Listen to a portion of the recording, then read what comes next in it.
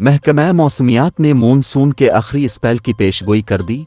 28 से 30 सितंबर के दौरान मुल्क के बालाई इलाकों में बारिशों का इम्कान है।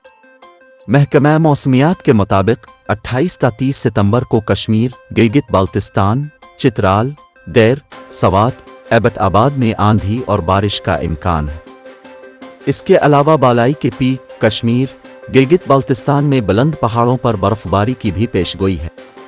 महकमा मौसमियात के मुताबिक 28 और 29 सितंबर को इस्लामाबाद, रावलपिंडी, पंजाब के पी में गरज चमक के साथ बारिश की पेशगोई है, जबकि चकवाल, मर्दान, पेशावर, बन्नू, वजीरस्तान समेत बालाई पंजाब में भी बारिशें मुतवक्के हैं।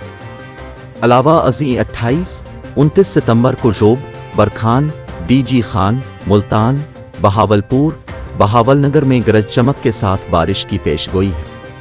महकमा मौसमियात का कहना है कि बारिश के 22 दर्जा हरारत में नुमाया कमी का इम्कान है।